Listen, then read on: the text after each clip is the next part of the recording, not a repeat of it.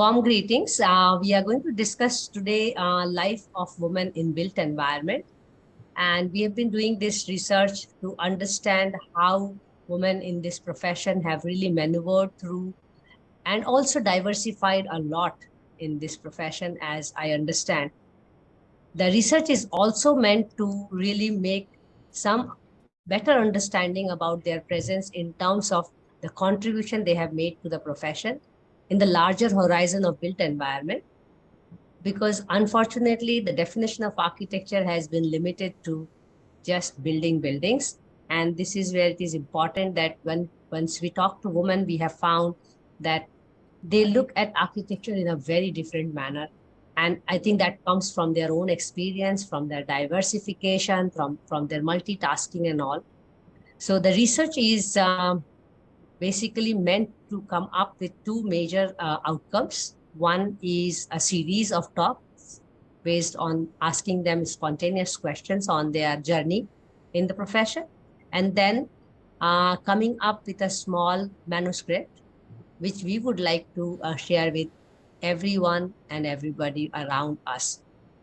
The idea of the research is to really come forward and listen to them and see how the younger generation or the young women and girls in the profession can take the profession more positively and see how things can be worked around and yet make a career, because we know in architecture, even though we have equal number of male and female joining the course, when we look at the ladder of profession in terms of success, what is seen around is that there are more men who are acknowledged and appreciated as compared to more women.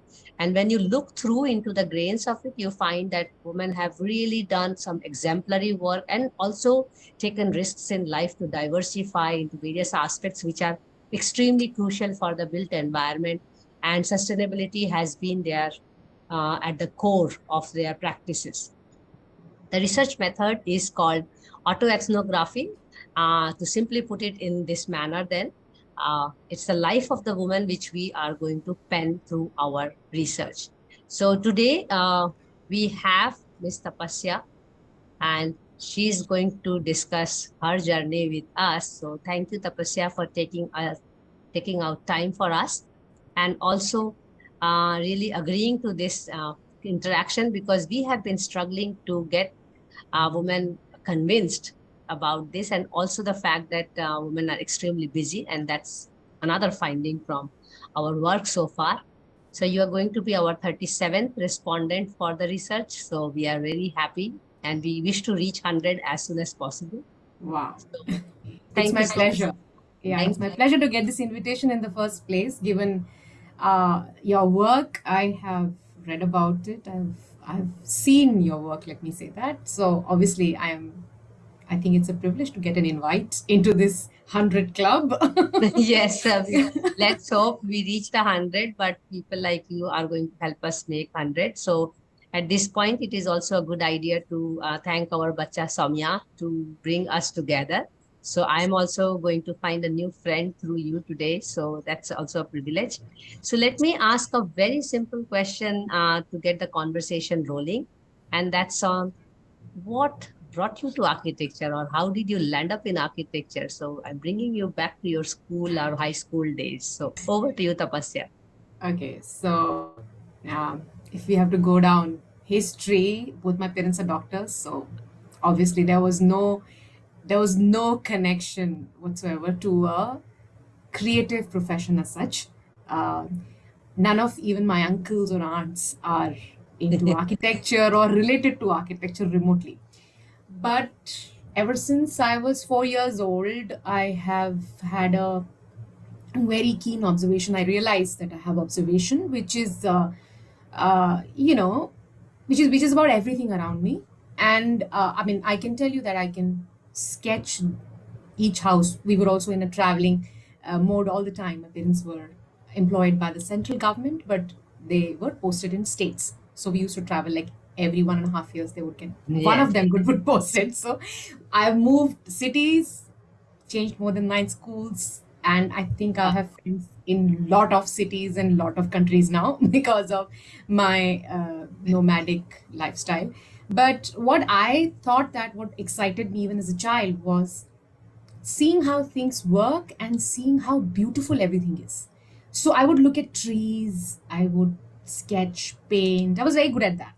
So when I started thinking about my career, which was somewhere around eighth grade, architecture was not one of those mainstream professions yet. So again, there was either biology that you had to choose in your 11th grade, or it was maths. So computer science Yes. was doing the rounds that time, and I'm talking about 90s. And I think somewhere when I did my research, and there was a very good teacher I had who had told me Mhm. that if you have your goals set on one, then you kind of are setting yourself for disappointment, because it was very Oh. competitive.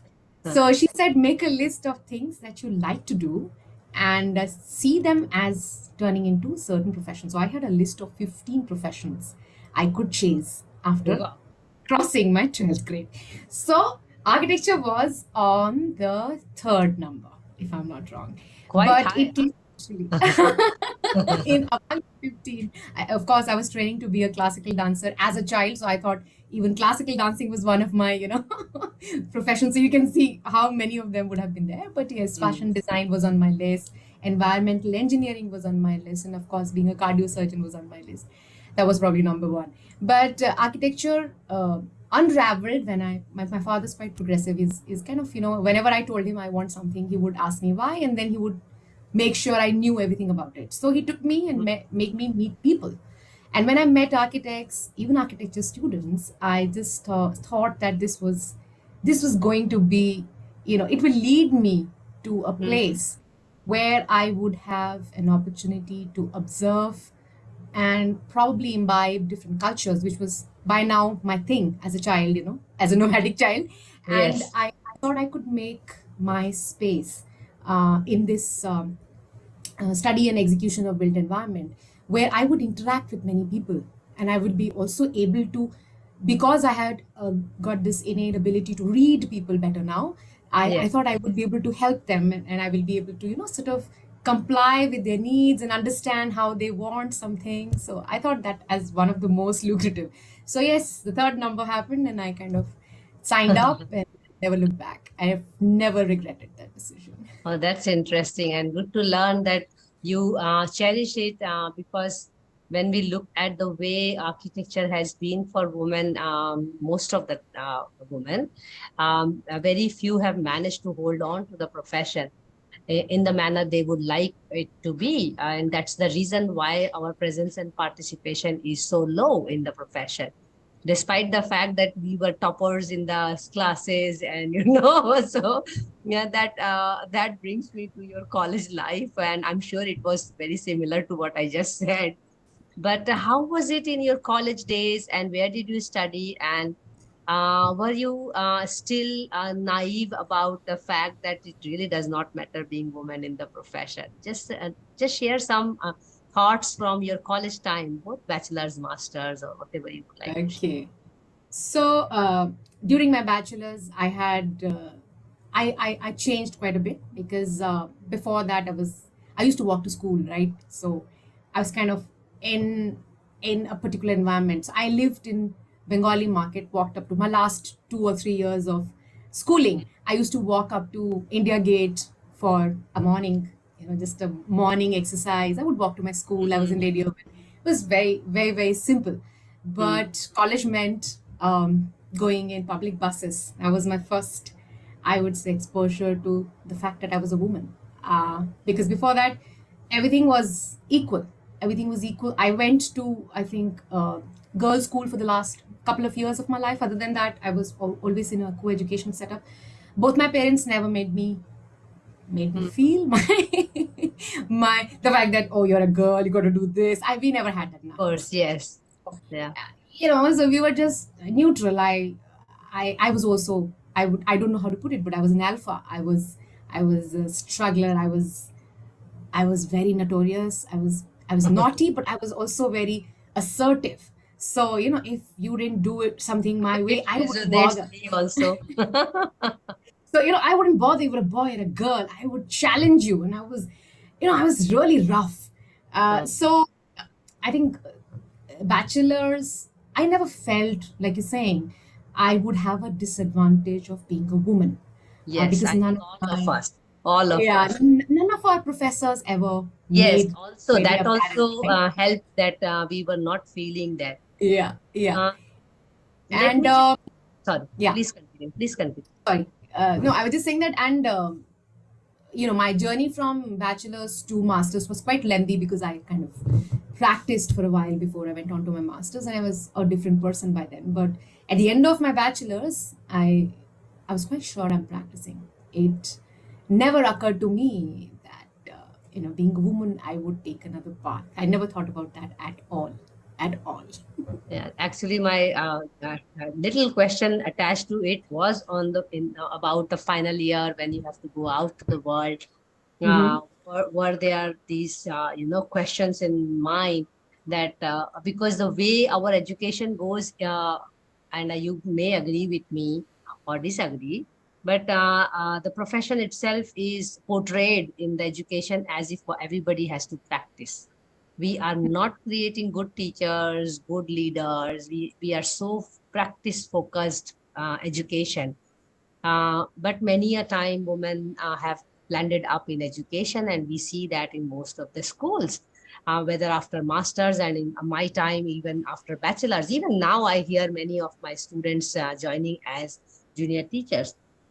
So as you mentioned that you didn't really face it, or you didn't realize or didn't hit you, probably because of your very nature. And I was very similar to that, to be honest, out in the world to conquer the world kind of mindset, without realizing that no, it's a very different thing being woman. And I mean, it did not take me much time, to be honest, in my case. But coming back to your discussion, as you mentioned, you were working for quite some time before you joined your master's, so probably you had much more clarity during master's, and of course more assertive than before. But let me just understand from you when you started working as an early career person. And I assume it was not a practice in the beginning, but some at some point in time, but doing Yeah. some, employment somewhere with someone, uh, here and there or across. Um, would you like to share some experience there? How were those experiences? And let me just add a question here, or I don't know whether right now is the right time, but let me just add that.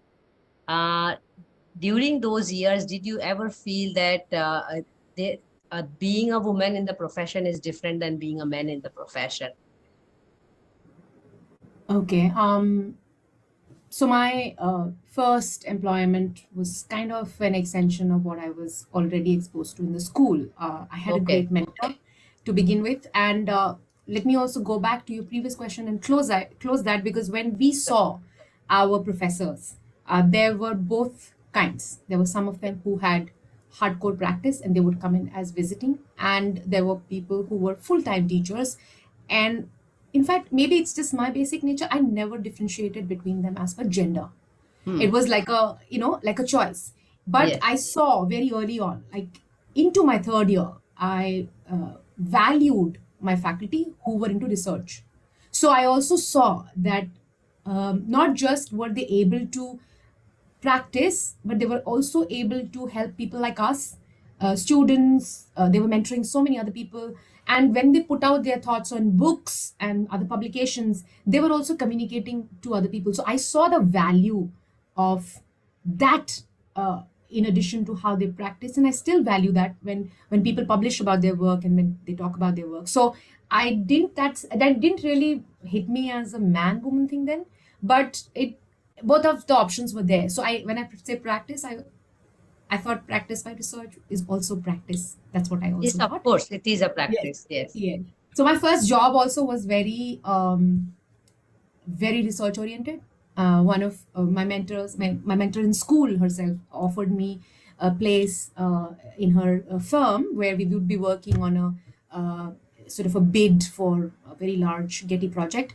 And she said, you will be interested because it's very research heavy. She was also, like familiar with my work in school.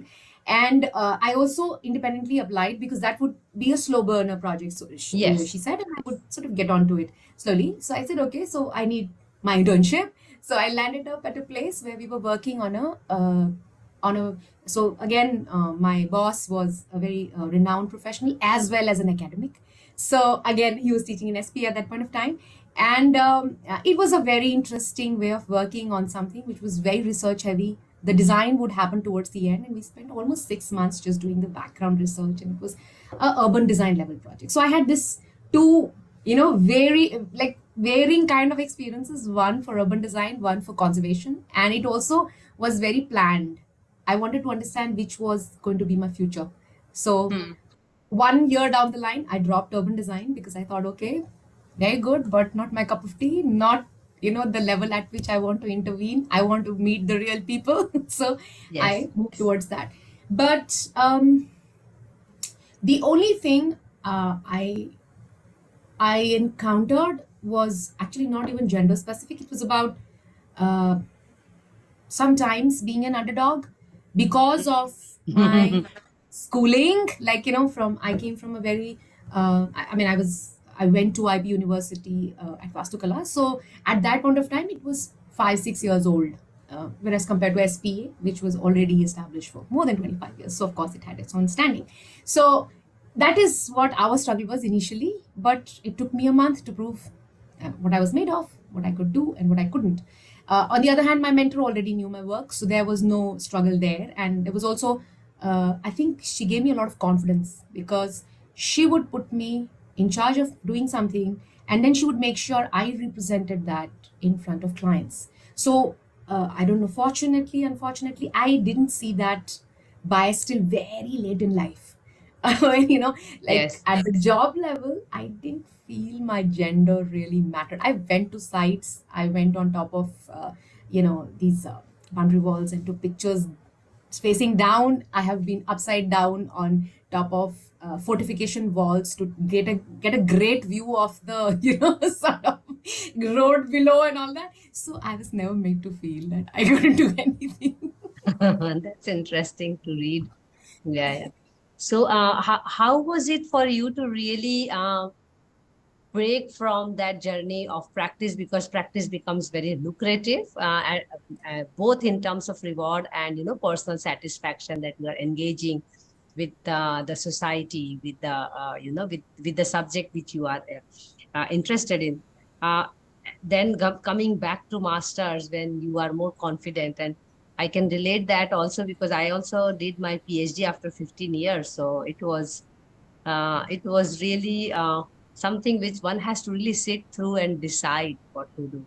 So through these conversations, I am also able to reflect upon my own life when I'm interacting with you people, so that we get to know each other as well, because most of my respondents are also new at that point in time, but not after the interaction. So when you return to your masters and further onwards, so I'm still curious, as you are putting it so wonderfully and distinguishing between, activities when people are engaging in research and then practice and then education.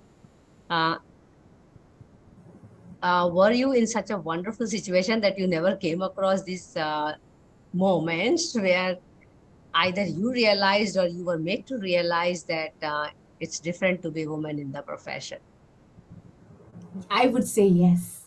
I was really lucky. Some incidences Uh, they will help us. yes, I will elaborate on that. So when I used to go to sites, even before my masters happened, um, because of how I was mentored, there was a group of people I was working with. There was a team of people rather who trained me to look at heritage sites and to talk about it. And to so when they made me in charge of getting something done on site, the amount of knowledge I had, or the confidence with which I could say, do it like this, I wasn't questioned whether it has to be done or not. So, at that lower level of interaction with people who work on site and manage them, like people who were in the offices there, and they never questioned, didn't even know, they didn't even realize till late, till I was leaving for my master's, that I didn't have a master's in conservation. So Mhm. I was kind of lucky to be in a group of people who really took pain to mentor me and when we had discussions, they never made me feel A, I was very junior to them. I was at least 15, Mhm. 20 years junior to them. B, I was a woman. I never felt they would include me in everything. We had dinner table discussions, and it would be about the project, and it would be like group of these six very, I would say, stalwarts of their profession at that point of time. Somebody was a historian, renowned conservation architect. So they were all pouring in, Yeah. like down information in front of me, and I was really very lucky to be in that group. And I also didn't feel, because even the other office, I picked up quite fast. And again, like I said, my boss was both an academic as well as Yes. a practitioner. So he saw the difference in the output. He never asked me, like we stayed overnight for the last 3 months of the project. We would sometimes stay overnight, we would manage our food, and he saw that we never thought of things, we never brought up things to him which would be like, I'm a woman, I need a shower, I need to get home. And we didn't say these things. But it Yes. never occurred to us. It never occurred to us. And he would make sure we were comfortable. He would make sure we were safe. Same was with my boss. I would be late. I was living in Delhi and working out of Gurgaon. So if it crossed 7 p.m., she would order a cab for me. She said, no, it's not safe. You have to go with a person whom I know. And when you Yes. reach home, they will call me. So, I was made sort of to work seamlessly. I felt like I was working and they were rewarding my work. And I felt very safe, I would say. So it never occurred to me. Like I said, till very late in life, when I bumped into people who told my face that it was otherwise. Of course, of course. Just trying to understand further from here, especially because you brought the issue of Delhi, which I think none of the women in this country feel safe about. So that itself speaks volumes to remind ourselves that I'm a woman. So, not in the profession per se, but you were right when you said actually in our profession, our professional colleagues never made that make that distinction. I mean, it's very equal profession that way, you know. I mean, right from college time, the way the friendship, the way the work happens, right in the studio to the work studio in the professional manner, it's very close to equal, I would say. Just like the medical practices, probably you may have also seen that from your childhood time with your parents. However, it's not the same when we step out and we are in the world. When we are on the field, when we are with the client, when we are with the government for that matter, when we are with the corporate. How is your experience with these stakeholders when you move out of your, professional zone or fraternity? Uh, I mean, and also it is Delhi, and I'm sure you are traveling across the country even now on your own, as you did in your childhood. Because what I understand from your childhood time, I think it becomes natural for people like you to join architecture and have this feeling of nomadic Yeah. life and appreciate it because you were already experiencing it you know uh, Unlike you, I had a very stationary childhood, and I had this urge to move around because Okay. my parents did not move around. So it's very interesting. But coming back to the question which I posed to you, how do you really see that, and have you had any instances, or would you like to share something from the ground, from the corporate government, whenever you had meetings with them? And if it is nice, if it is nice, but we would like to capture that as well. Okay. So, again, something that I don't think happens across, but may have happened to a couple of us. The idea of loo breaks. Yes. Okay. So It's it's not not there in the men's meeting. Seriously, you just said it.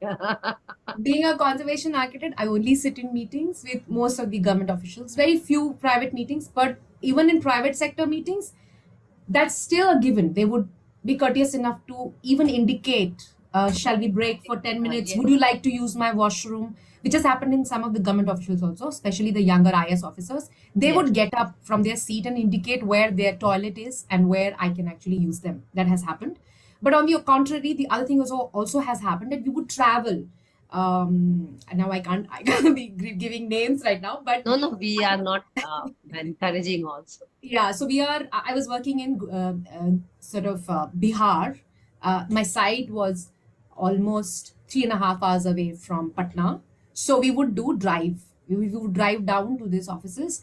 We would have the meeting there, we would see something on the site, and we would drive back because it was not safe to stay there, or rather, let me say, the best hotels there are not even 1 star, so it was very tough to spend night in hotels with rats in the bathroom. So I've also done that when it push comes to shove, you do that. When we had to stay on the site, close to the site for let's say 3 4 days, we have done taken that option. I've gone there with my colleagues, and they've also stayed in the same hotel. But it was really bad experience. So um, loo breaks is one thing which is very crucial, and I don't think it's not just. I mean, I've never been a mother, so I don't know how difficult it would be if I ever decided to have that, and how functional and how I would say acceptable it would be for me to take on site visits, which come naturally to me. Somebody tells me tomorrow you have to be on site. I'll go, okay, bookings done, this done, going to site. But you can't just do that all the time,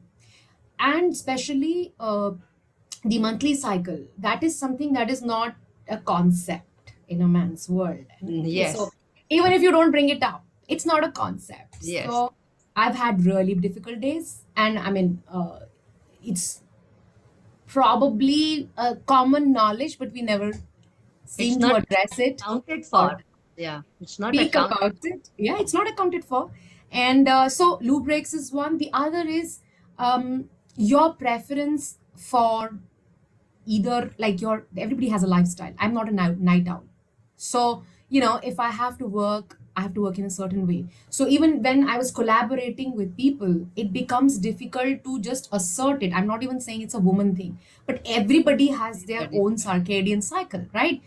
I cannot supply something which has been intimidated to me at 1 a.m. because I'm not checking my phone, I'm not checking my emails Yes, at that time. But there've also been instances where I think I got a little bit of special treatment because I was a woman. Like, you have food preferences, you have preferences to go to certain places in a certain time or certain way, and people would accommodate that. Like, I yes, am not a very big tea drinker during my site visits. I just like water, and so there would be people who would bring me milky things, will bring me, so they would make sure that, okay, so madam is averted to this and she doesn't drink tea and coffee, so I thought they didn't do it for everyone, I think so. So yes, maybe it comes with both the things. People are courteous to you. They wouldn't, like, for example, in my earshot, use abusive language. So the contractors using abusive language even with their workers wouldn't yes, happen when I'm around. So maybe, again, something that they wouldn't do usually. The downside is they also don't, sometimes the officials don't feel very comfortable interacting with you outside of office, which I have heard many yes. colleagues and co-workers say is a downside, because if they can't talk to you person to Informally person also. Yes. informally, Many huh, things cannot be yes, sorted out. sorted out. But I mean, of course, on our end, you got to walk the little extra mile. I would be slightly casual when we are out of the earshot of other people, and we are not in a meeting room. Then I would try and tell them things in simpler language so that they understand that I don't come with this high knowing, this professional woman who doesn't want to know if things are not working on site. So if you talk to them in terms of how things actually work practically on site, and you do have that knowledge, then they value that Hmm. they can come back to you when they have trouble. So they would ask you things sequentially. They wouldn't go the formal way of always writing a letter and saying things like, uh, in this stipulated time you have to provide us. They would just call up and say, ma'am, there's a little change we have to make in this thing, so you need to probably make an Yes, extra effort, which I realized, once I started practicing on my own, that this is how we build the rapport. Otherwise, being a woman practitioner, of course, people's attitude towards you is different. And like I said, I realized it quite late once I was out of the shadow of people who were always nice to me and always, sort of yeah, accommodating. interesting. So, Just trying to understand the way you try to now balance your work and life, because I can feel from your talks that you are living your work and your work is also life. But still, just to get it on record, um, family and other commitments, and then professional commitments, how do you usually balance that? Because you brought it very briefly, that it's extremely difficult, even for me. I did not brought a child in this world consciously, even though I got married. But I cannot imagine a mother of one or two, or many times three. I know some friends doing practice, or even teaching, or even doing research, and hats off to them. But I just wish to understand how you manage your personal and professional commitments. I think again, this was, I mean, for me also conscious decision right early on in life. There was a decision to also align my thoughts before I even decided to so-called get into married life. And my parents were quite, aware of it. And I was the eldest in the house. And there was also this pressure of, oh, to follow you after you. Both of them are sisters. So, but again, I think life's been good to me. I think I was brutally honest right from the beginning about my intentions, about my long term and short term goals and plans. And I have never um, camouflaged my, I wouldn't say ambition, but my joy in life. Like my work's quite a big part of it, like you rightfully said. Um, I'm a little bit of a planner. So my each to know next 15 years has been my thing since I was a child. I had a timetable for the last 4 years of my schooling. I had a timetable for every subject in the week. I had a timetable for the whole day. And I never regretted if it didn't follow. But I thought that this was the basic I could do. My father always was a very stickler for time. And he had taught us that, like I say to people, you're either early or you're late. So, what do you want to be? So, that also, again, that was like a subtle learning. He didn't ever teach that to me, like, you're late, but we would arrive on time and it would be always convenient, whether we were taking trains or, we would for a meeting or for an interview. It really made a lot of difference to me. So when I planned, I had this roadmap set for my profession. Didn't have my personal roadmaps, apart from the fact that I would be responsible for my parents, which is something I carry on. I would be responsible for any elderly person in my family who is dependent on me, which is something I knew early on. This is the reason, I have chosen this path. But my husband, I must say, and my entire family, whether it was my parents or my in-laws, are they have never made me feel any different from how I was as a child, as a young person. I've always been the architect. I have always been the working professional. If I need a break from working, they are not the people to question. They never make recommendations like you should. My mother-in-law keeps saying, okay, you should rest. She would never say, okay, you need to, take a break, give up your job. She never has said that. And it's very difficult to, we live together. I live in a joint family. So it's very difficult for people to make these kind of accommodations, especially if they don't have themselves that kind of lifestyle. So my father-in-law was Absolutely. also an architect. So he made those adjustments because he understood what the profession required. Also, he didn't distinguish. But I have never ever had trouble. It is just a phone call that this is how it is going to pan out, how I'm going to land, this is how I'm going to arrive. There's a delay, I'm changing my plans, or there's a meeting just come up, I need to go, can you take care of this? So it's been kind of like a jigsaw puzzle, which we keep adjusting and we keep putting each other up, and it's a blessing because I don't think I could have done this if I had to put up a fight for everything, including the family front and the home front, and it's just I have I'm a dog mother, and I have this blessed feeling all the time that yes, things will work out. And also, I think it's also a little bit like how I say I have to plan everything. So my master's was planned. Uh, my teaching came from my planning for my PhD, like you're saying, but of course the plan went south because I was crossed with my teaching that I was like really like enjoying it so much, I and I can imagine. never saw the other end of it, and I was practicing while I was teaching, so it was kind of difficult to also build up a PhD application. Very tough.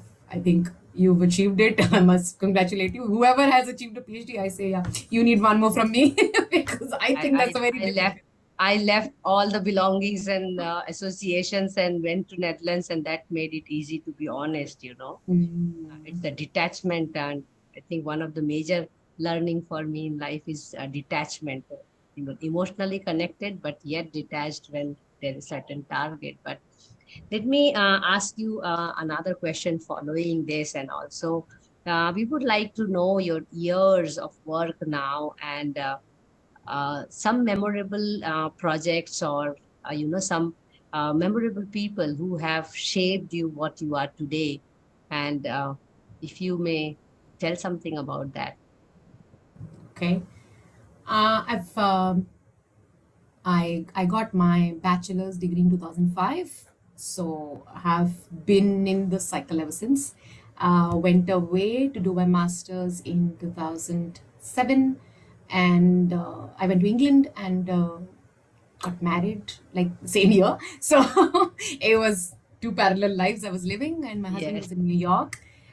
So I stayed in England and US for about 4 5 years intermittently with India, because after my masters I kept coming back and had some projects here. So we did that.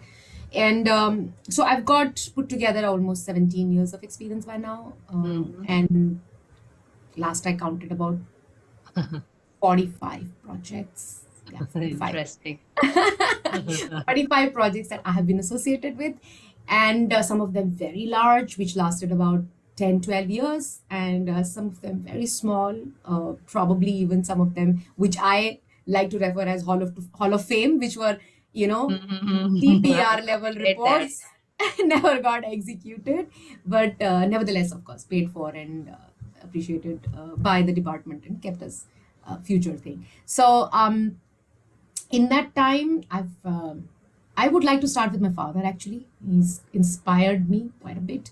Um, Coming from the background, like he was a scholarship student, grew up in a village, went to school and to college on his own, and he's a MBBS doctor. So I think I saw a lot of struggle.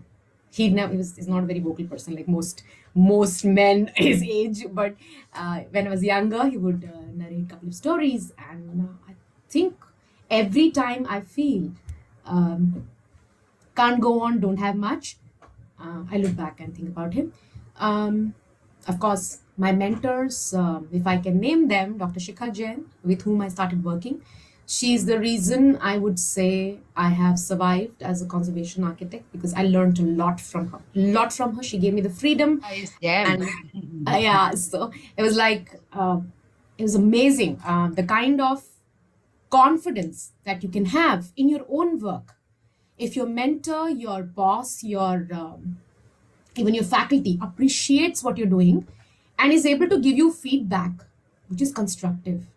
We worked together as a team, and she would treat me like an equal and let me present in front of mayors, in front of these top IS officers, PS. She never hesitated even when I was not even a postgraduate. So I felt that was, I think that's a lot of Yes. mentoring directly. Then I think I should mention my history teacher, my from school, um, Miss Charu, and she is the reason I am a conservation architect. I would like to say she Excellent. had a double masters, one in preservation and one in landscape, and the way she talked about buildings, I have them imprinted in my mind. When she talked about St. Paul's Cathedral, She was, and those were the days of the OHP, right? So Yes. she Yes, had, they'll put the yes, transparency. yeah, transparency, and she had photocopied her photographs from her trips. So she put them on the OHP and said, it was so difficult for me to get this shot.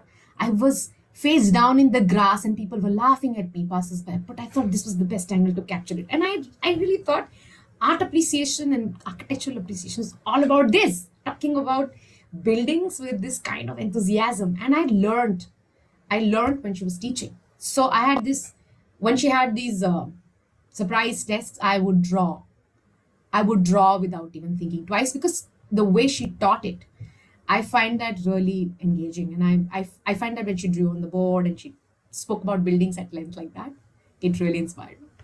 And there are a couple of other people like Dr. Ajay Khare, who is again a conservation architect I happened to meet at Yes. Drona. And he has also mentored me how to look at sites, how to read buildings. There's Dr. Reema Huja, who's again a well-known historian, was a part of our Udaipur project. Learned a lot from her as well on site, because she used to tell stories about buildings and how to relate buildings to people, to reserved records, and how to do research. And I was really grateful for whatever time she gave me. Of course, my husband, he inspires me to think about things differently. I don't know why, but he's not a researcher as such, but he never kind of, he disagrees on certain things which are fundamental to architecture.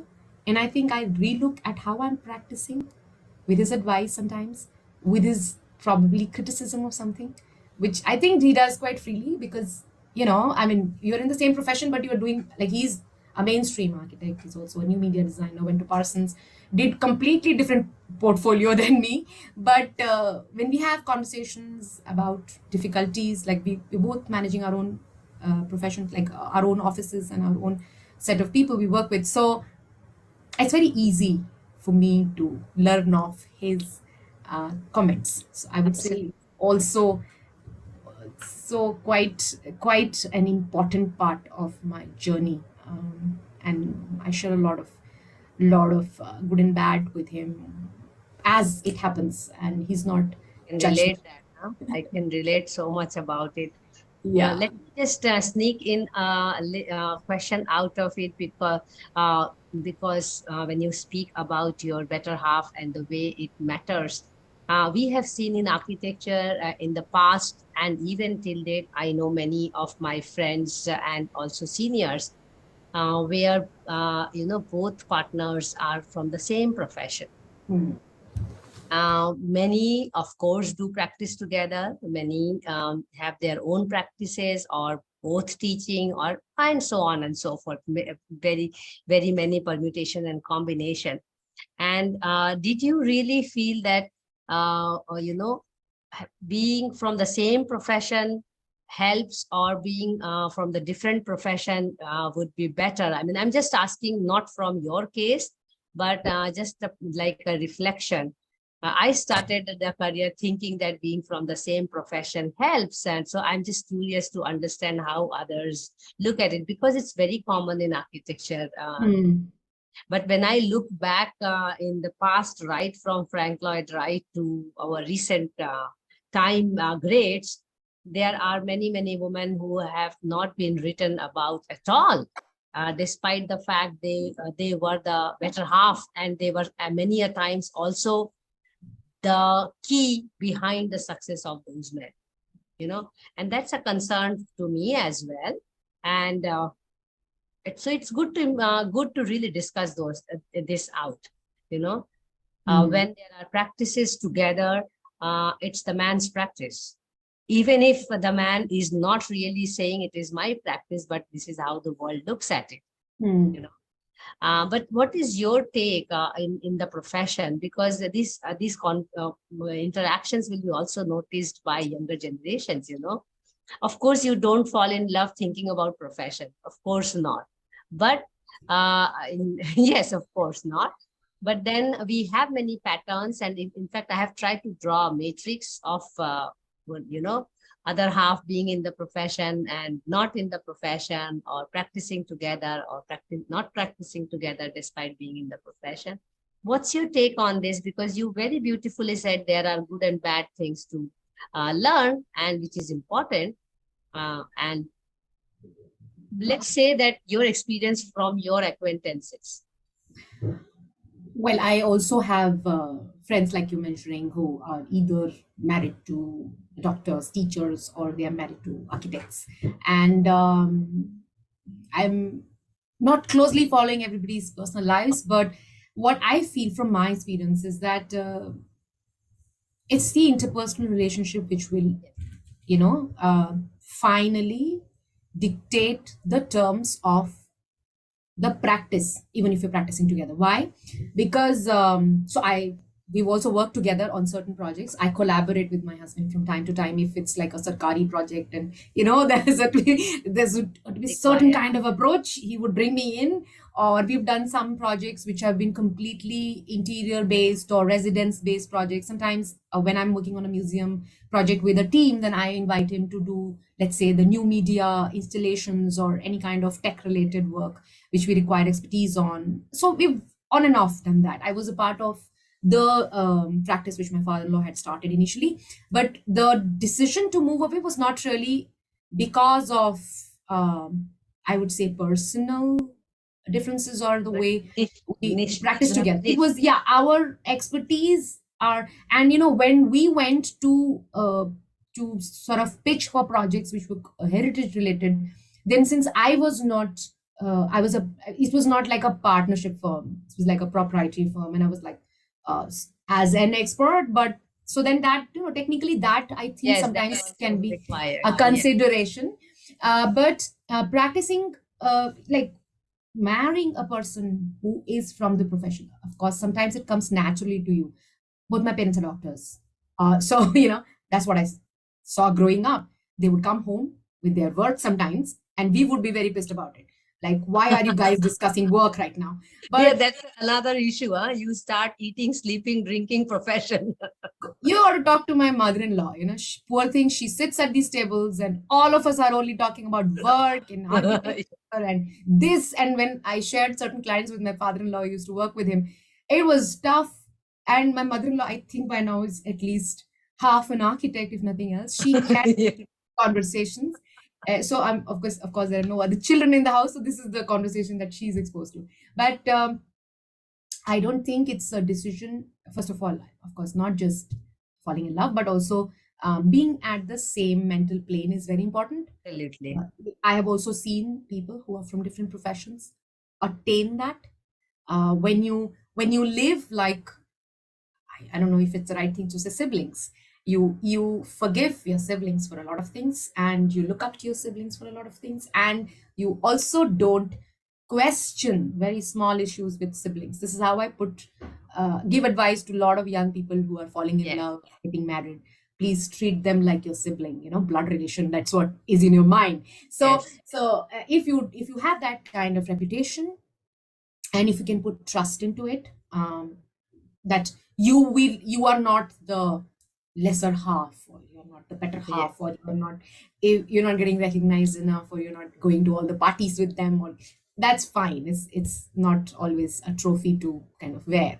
But if you are at any point of time not aligned in terms of values or ethics, practicing with another person, even if they are the same profession. If you marry, for example, an interior designer, but you align with them, you can still practice with them. It's also great and healthy to actually set up a business like that, because there is always, I don't think man, woman, but I also feel that there are these alphas and betas, Yeah. who Partnership get is required. Yeah. partnership, get paired together. One person very good with keeping track of money, keeping track of people. One person very good with design ideas, flying really high. That works. But it may also sometimes be derogatory. Sometimes, you actually start questioning that very thing. I wasn't out late. Why are you out late? That's a personal thing. It's got nothing to do with profession. So I feel that it's not, whenever people can't get along, it's not the profession. It's sometimes also they cannot get along otherwise if you take the profession out of the mix. But sometimes people really survive like you're asking all these questions about how we balance things. So both for man and woman to balance things. I've also seen women who are not architects, married to architects, who really don't have uh, much idea about where to Yes. draw the line. Like, Yes. is this really work? How far do you push work? What's Yes. happening in the middle of the night? Calls from the site, for example, if you are executing something and you're doing like a turnkey project, you get calls 3 a.m., 4 a.m. That cannot always be a work call, right? So that kind of uh, I think works if you know a little bit at least that okay, this Yes. is how it It works. helps. This It is how helps. it Definitely, it helps. It helps. helps. Yes, it helps. Let me ask you any incidents where you think it was, you know, responses from people on the ground or anywhere where you were made to feel that it's really very different to be woman in the profession.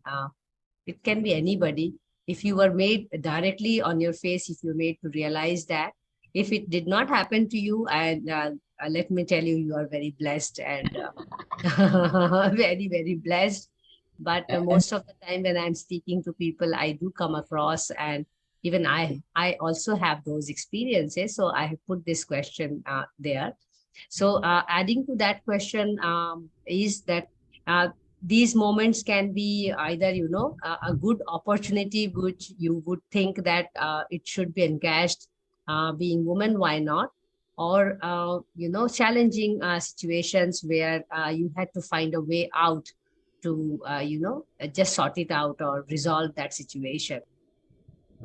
I mean, apart from, of course, those washroom breaks and like that. No, I've It's a serious sometimes. question, a serious issue, because our Yeah. most of the sites also do not have hygienic situations for women, Mm. and even government office meetings used to be Mm. nightmares for me in the initial career. I mean, I'm very happy that my better half had a very clear understanding that no government projects in life. So that that saved us a lot to visiting them. But the situations are still bad in government Mm. offices. So True. unfortunate. Yeah. But over to you. Yeah. So,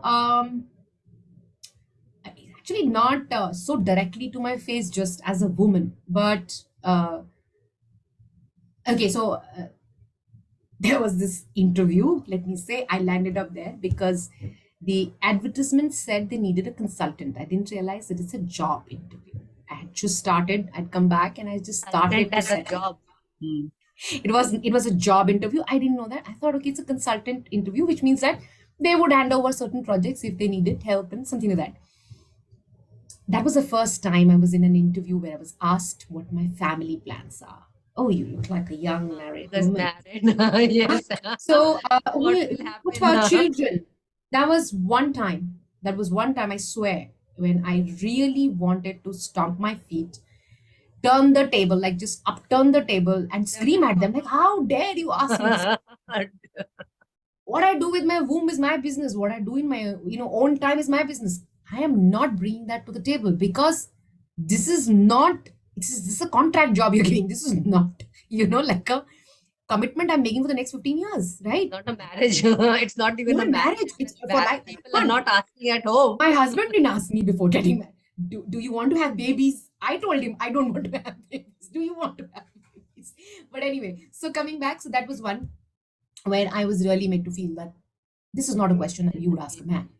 Yeah. So, and they were also very particular about, oh, so this, and like working in this profession, you'll have to travel quite a lot and you'll also have to go to sites. And will So it be they were okay for already you? having preconceived.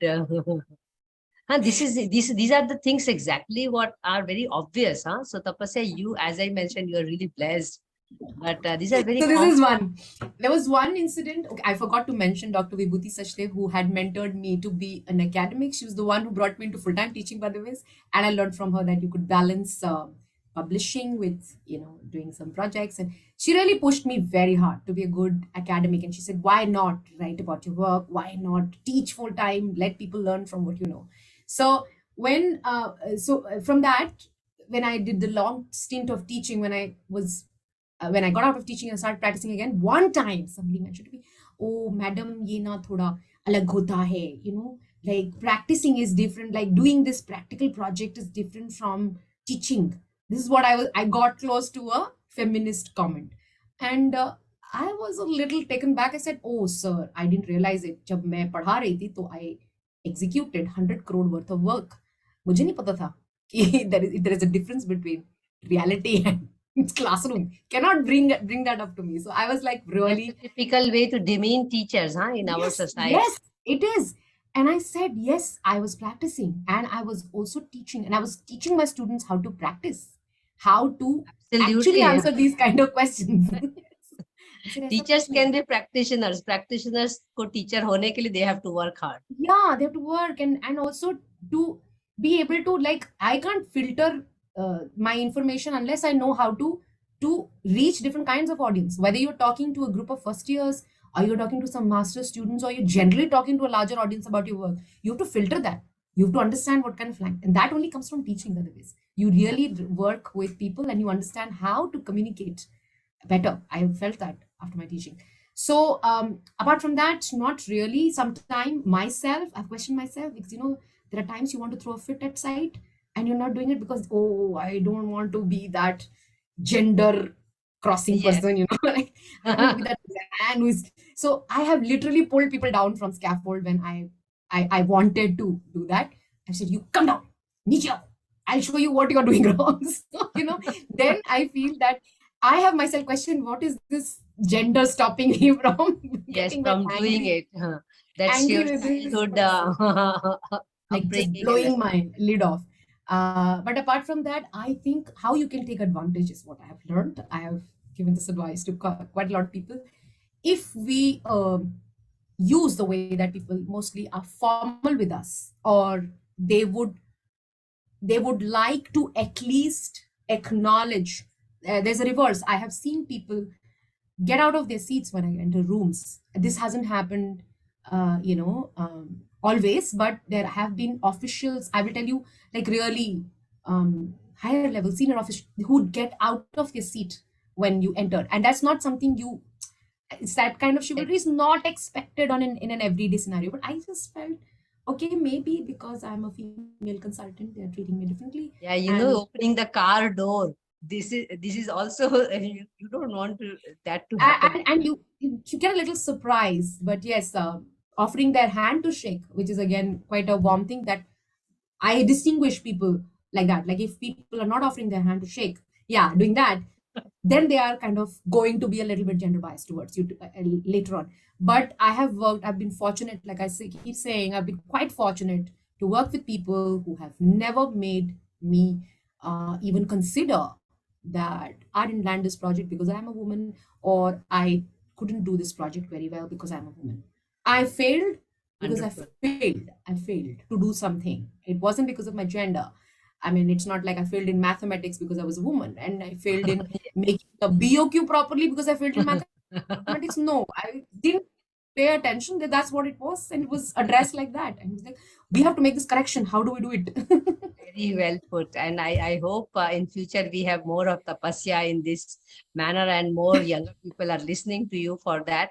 I reach my penultimate question, and this is the only question where I probably you have to uh, give some answers related to our profession. And the question is whether you agree or not, whether you have faced it or not, Tapasya, there is a gender parity in the profession. And we have said it in this conversation, you yourself and me also, that you are really blessed to have not gone through that, but there is. At least the research shows there is. So based on that, I have a hypothetical question.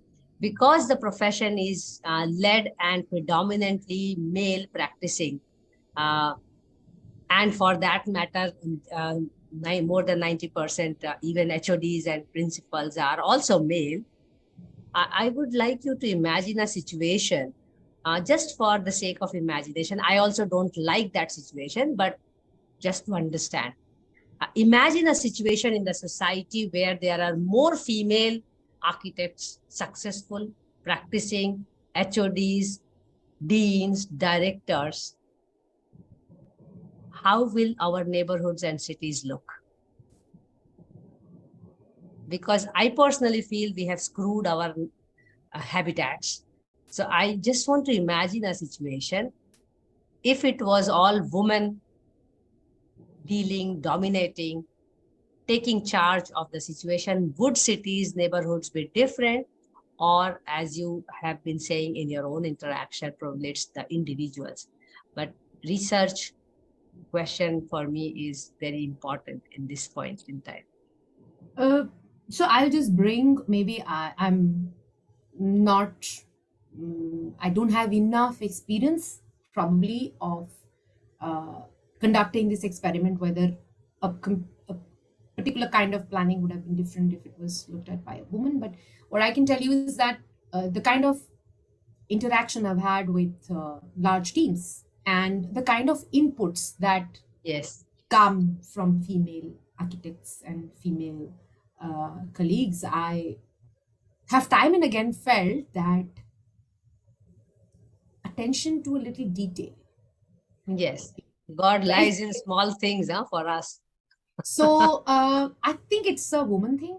And I would like to think that even certain men who you will see in their behavior have, like, I would like to say, slightly feminine or sensitive inclination, who also are most of the times really good creative professionals, whether it is people who sing, people who make buildings, or people who plan cities.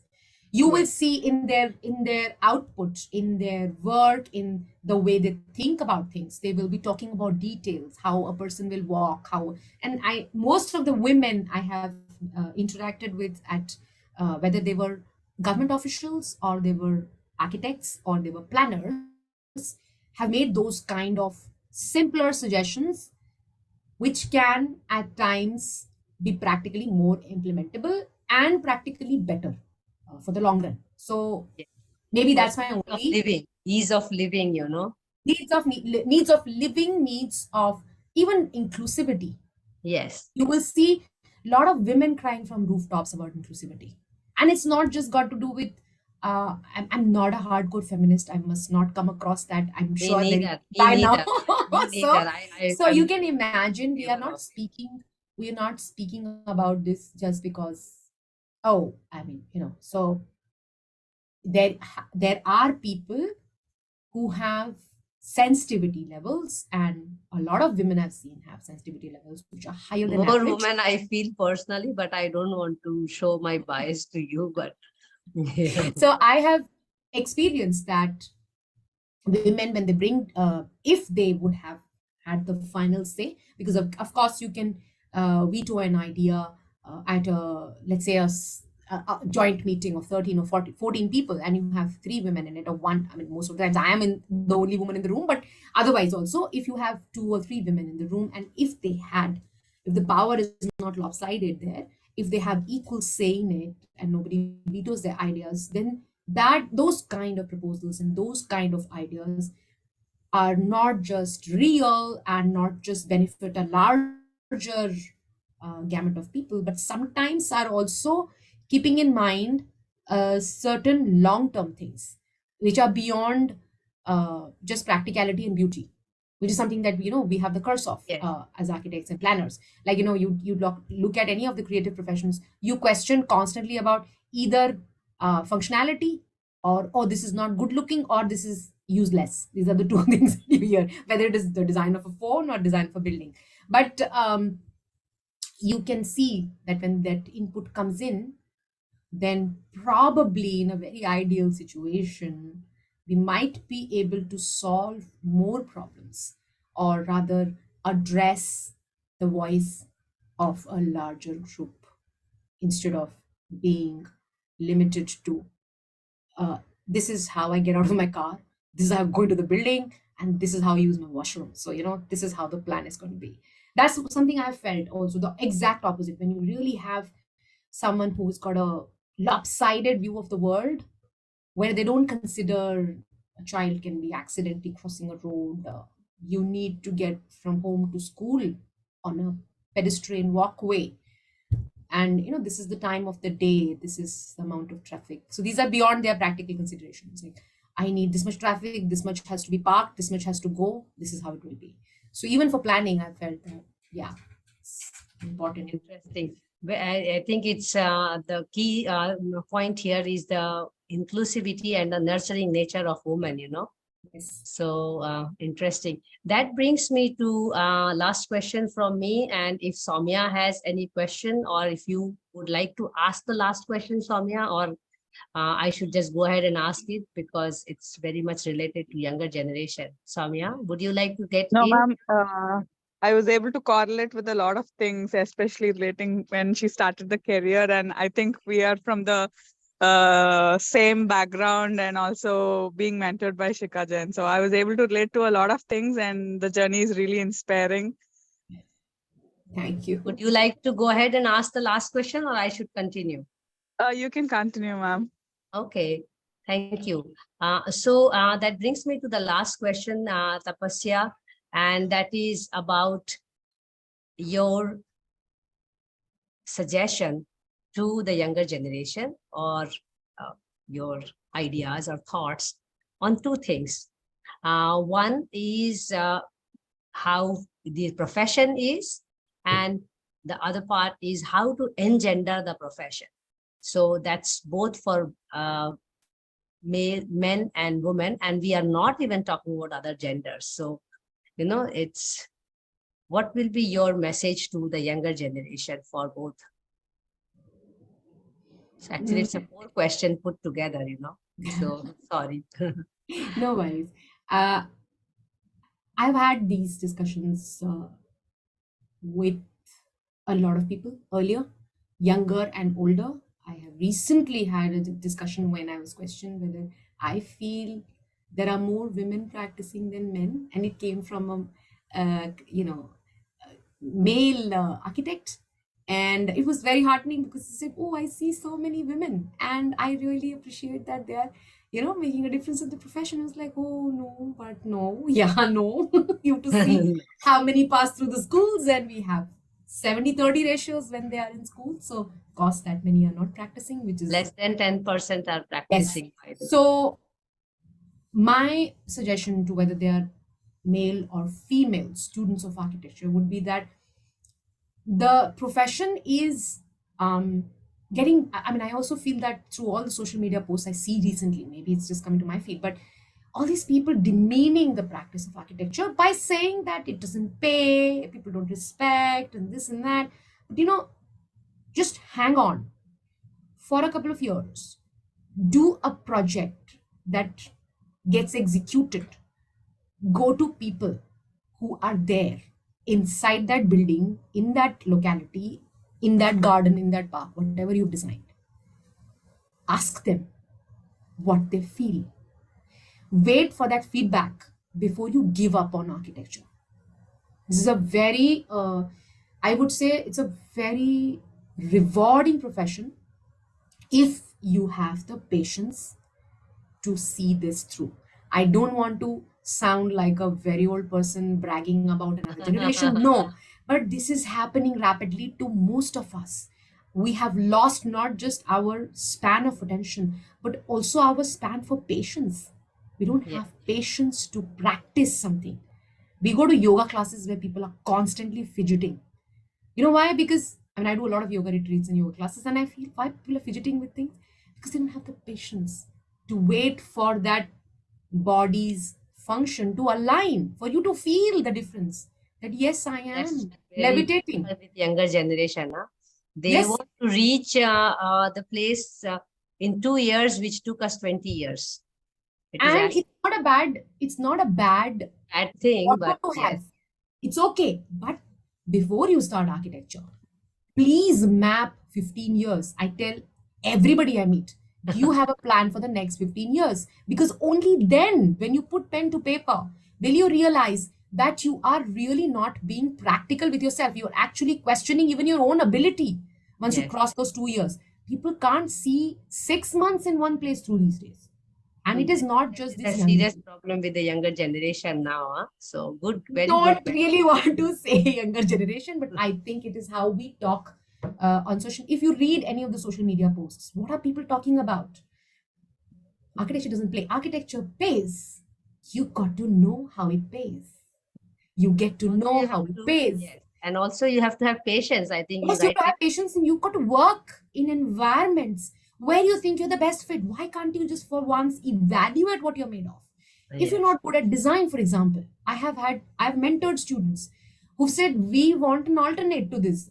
I cannot come to the design studio and fret that I'm bad at design. But if that person is very good at managing, you mentor them. You tell them, dude, you are very good with managing teams. Why don't you look at this as your first stepping stone? And why don't you start managing projects? You don't even need an MBA for that. Just start managing. So yes, know your fit. Wait for the fruit. Know your fit. And I would say go by feedback. Don't listen to what other people are saying. Their experiences may be totally different from yours. You know, there was a time when we had that blessing. We did not know what was happening in the whole world. I think that was a blessing. Another thing that I haven't done in the last 15 years is read a newspaper. Anyway, coming back. So we are on the same page on that. I mean, anything that costs me peace of mind, I'm not going to go there. Also, I have a trust issue. I think that a lot of people do not do the research anymore. They write things off their head. And there comes the bias. We are already biased because we are exposed. But what if I already form an opinion, I start writing from there, and I find evidence only to support that, right? Yes, of course. It's like I have trust issues. The other thing I feel is that those who are looking at architecture as a long-term profession must also build skills. And again, the fear of being outnumbered by AI, by MI, and things like that must not bother us if we know where we are. So if you ever feel in any given project you lacked something, you got to stop penalizing yourself or stop blaming the client for not complying with things, and things didn't go your way. Things never go our way. That's life. Things never go our way. I mean, you just plan anything, going for a trip for that matter, it will not. And you will be disappointed if you had a list of things that had to happen in that sequence. But you will be extremely happy if you had a broad plan. I need to spend 3 days, I need this and that, and then I'll be happy. And everything in between, let it be spontaneous. Then it works out. And finally, when I say skills, it's not just the technical skills. Skills are manifold. Interpersonal skills, understanding people. Yes.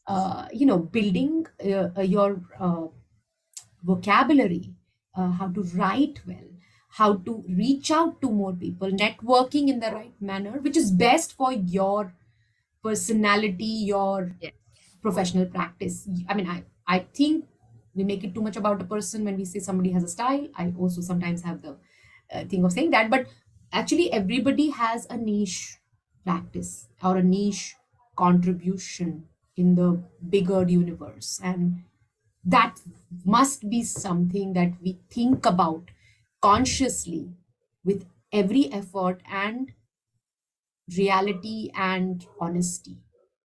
That's something that you can do only yourself. An outside agency cannot. Absolutely. Interesting. No, but very well put thoughts. And I hope the younger generation is thinking about these things. And also, I hope that you enjoyed this conversation. It was meant to be easy and flowing, and I enjoyed it thoroughly, to be honest. And it is always good to know someone and also reflect upon your own life when you are listening to the person, and so much of learning to come forward. I do look forward to this association to continue between us, and of course, request you to bring us more women to talk to us, because it has been extremely difficult to get these conversations going.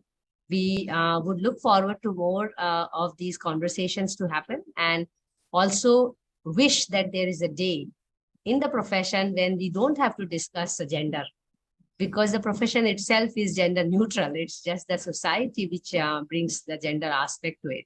So thank you so much, Tapasya Samal, and we look forward to having more, association in other aspects, and also see how we can work together in this as well. Thank you so much. And thanks, Soumya, once again for bringing Tapasya to us. Thank you, both Soumya and you. And I also wish that we will have conversations about the other genders in the coming Yes, times, which I have I wish. unfortunately left out of the conversation, because I have interacted with a few and I really feel that they are diverse and they bring a very Absolutely. diverse opinion to this profession. Absolutely. We must and we have to, but for this research, I'm focusing only on women in architecture. But yes, it's high time that we discuss a gender neutral profession, just like leadership for that matter. Thank you so much, and please take care. Bye-bye. Thank you. Bye. Bye.